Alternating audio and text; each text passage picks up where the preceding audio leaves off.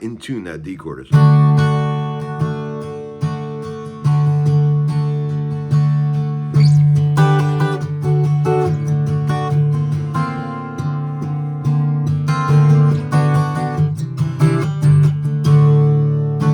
Hello, friends. Uncle Larry coming at you on a Monday morning, checking in from the great state of Nashville, Tennessee.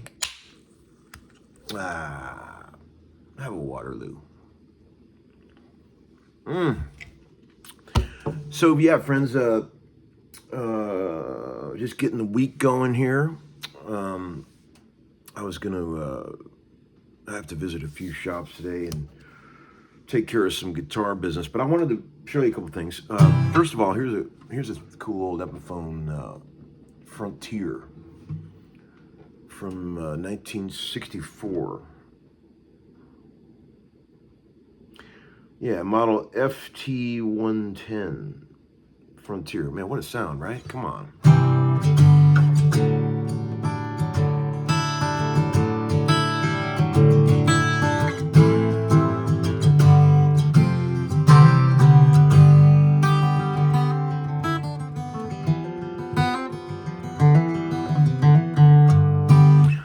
Thinking about buying that one from a friend of mine, but I was thinking, is it too similar to this one I already have here, which is the old 64 J50, which is this very similar instrument.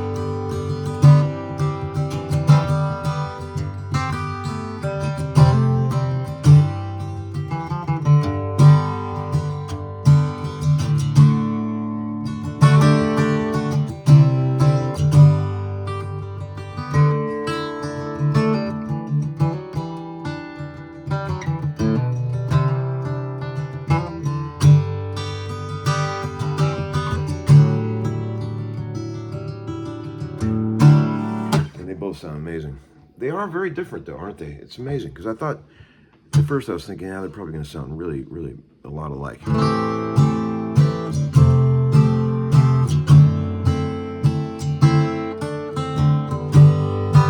There's that one. Here's this one. Here's the pick. The pick. It has fallen.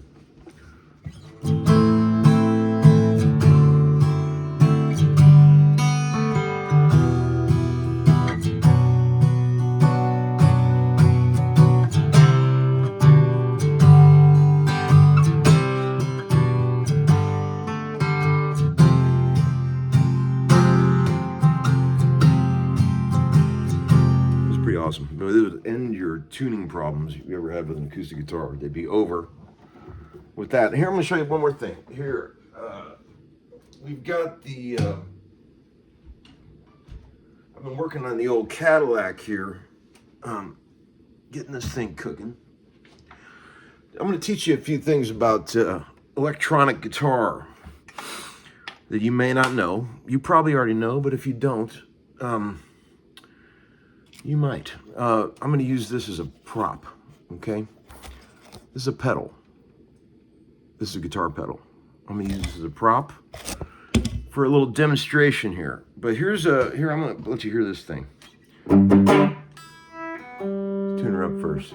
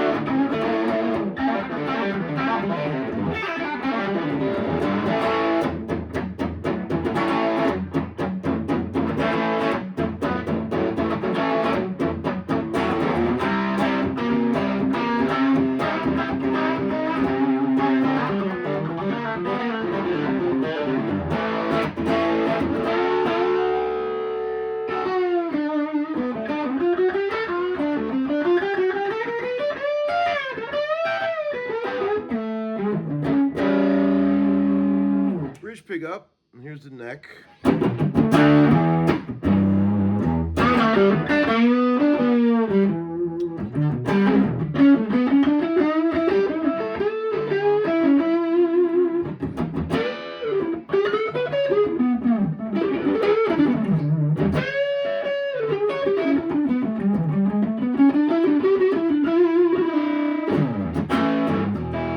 Yeah, and so here's the thing. Like, I was fucking with this yesterday. Remember I showed it to you in the bench video. The guy went through the trouble of finding the original pickups. That's a, late 70s, early 80s DiMarzio PAF. That's an SD2, and that's a super distortion. And the way it's wired is very bizarre. And I'm not sure exactly how this guitar was originally supposed to be wired, because originally it had a preamp built into it, and I think it was attached to this pot. So maybe this was like a volume control for the preamp originally. But as it is right now, it's volume for the neck, volume for the bridge, master tone, and this is the volume for the middle pickup. So the middle pickup is always engaged, which is kind of a drag. But it sounds terrible as soon as you engage the middle pickup. Watch, like if you're on the bridge,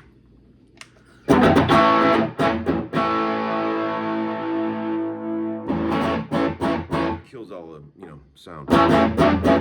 So maybe I'll fuck with the wiring a little bit if I can't get it back to original. But I was going to show you something. So this guitar, the nut needs to be shimmed. It looks like the original nut. It's kind of a big bulbous looking thing. It needs to be shimmed, and it's also needs to be recut. Here's what I mean by that. Okay, when you're putting a nut on a guitar, right? When you're trying to get it set up just right. If you look at the guitar like this, okay, it's crucial where the string breaks and where it starts heading down the fretboard. The nut's kind of like a fulcrum. You see how it's like an arrow pointing up, right? It's a stair step.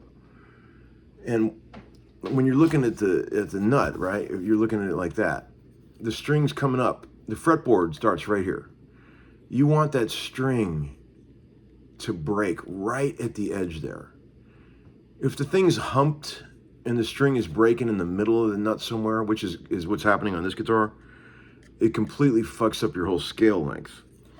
So, like this guitar, you tune the D string, right? I've got the bridge in the right place. Well, first of all, the bridge needs to be replaced anyway, because the saddles don't go back far enough to intonate. So I'll put a new bridge on it. And you tune the D string up, right? I'll turn off all the schmutz.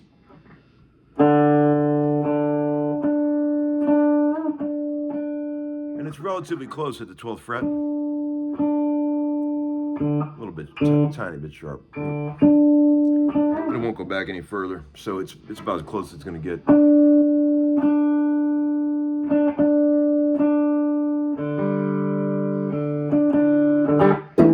I think I can get it back a little bit. Here, let's see.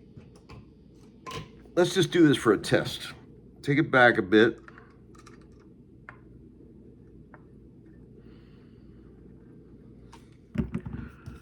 All right.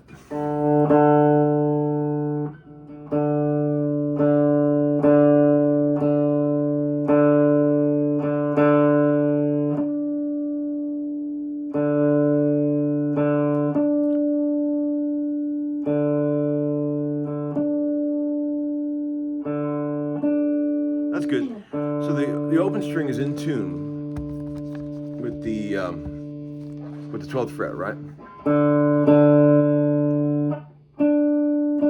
Relatively close. But if you play the 3rd fret, the whole guitar goes super sharp. 5th fret, way sharp. So, whoa, Larry, how can a guitar be in tune, intonated at the 12th fret, but way out in the middle frets? Because the nut is in the wrong place. It's breaking over the wrong part of the nut. See, you look at the other strings, they don't do that. Watch, here's the E. 12th fret. Now watch. The 3rd fret, the 5th fret. It's a tiny bit sharp, but it's negligible.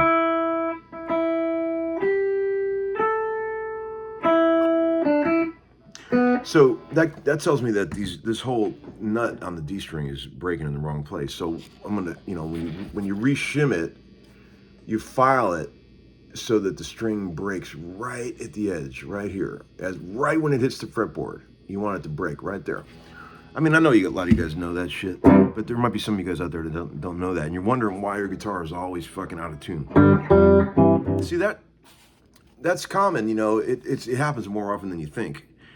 And there are some guitars, the frets are just in the wrong place in general, like Gretsch's, even Gibson's. The frets are just in the wrong place. They're from the factory. They use the wrong Pythagorean theorem to get the frets in the right place. But that's just, I'm talking about like that. That will happen on a Fender. If Fender frets are always in the right place, but if you don't have the nut fulcrum just right, even a Fender will be out of tune on the frets. So here, let's see.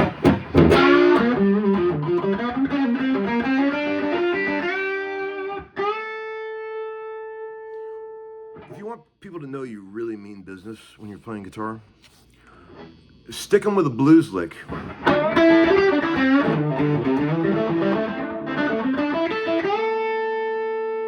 And then bend the note, but don't vibrato it at all. Just look them dead in the eye and say, look, I'm sticking this note up your ass with no vibrato. Look them right in the eye. Hold that fucker. The old bull walks down to the field of cows. You don't just run down there. You walk down. And then so they know that you could have vibratoed it if you wanted to. Then a couple seconds later, hit them with this.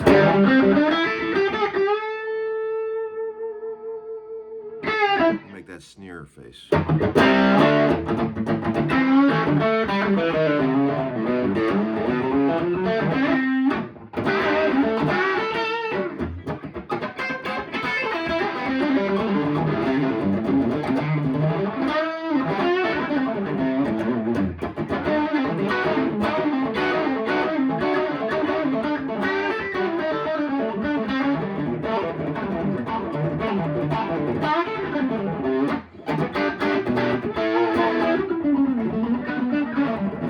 Okay, just a couple tips from your Uncle Larry there about how to stick the knife to your audience. Another thing I noticed I was going to tell you when I was fucking with this guitar yesterday, just setting it up. I'm going to put the covers back on and everything, and fix the nut, change the bridge.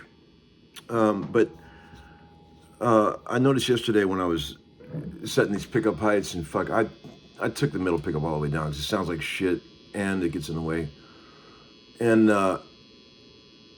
bridge pickup sounds really good, and the neck pickup was super dark and woolly, like no high end at all. And I did that trick where I screw out the pole pieces I told you about. Take the pole pieces out a little bit. If you raise the pole pieces on a neck humbucker, it gets way brighter. I'm telling you, man, it works.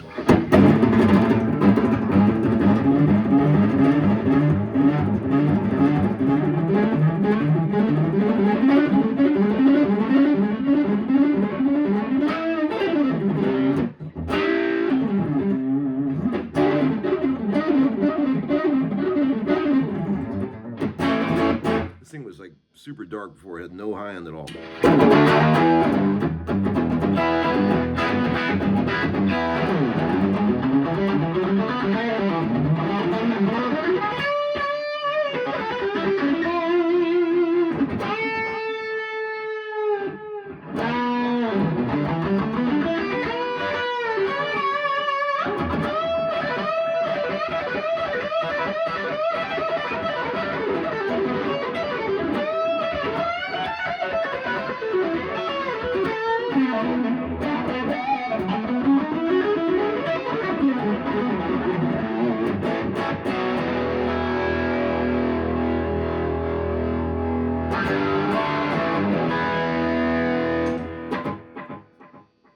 Okay, friends.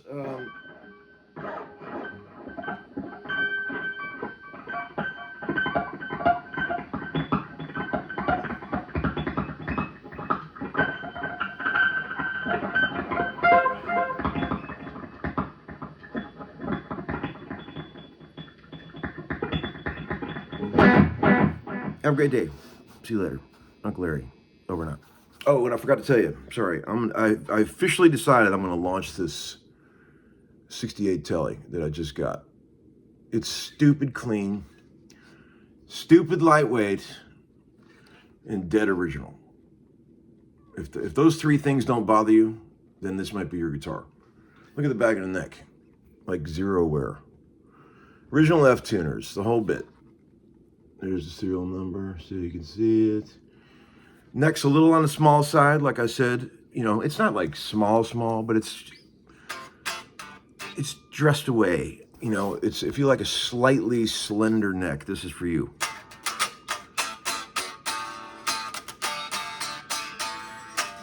If I was going to keep it, I would refret it.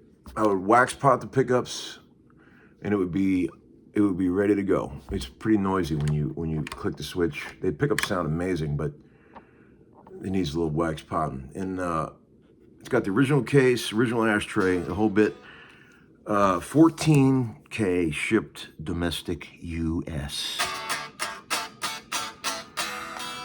Everything else is sold. I sold the 59 Junior, sold the 64 Telly Custom, sold the 59 335, sold both banner heads, sold the Monte Carlo, everything. It all must go. All right, friends, let me know if you want this. Email me, tombukovac@gmail.com or peterblacklarge@aol.com. See ya.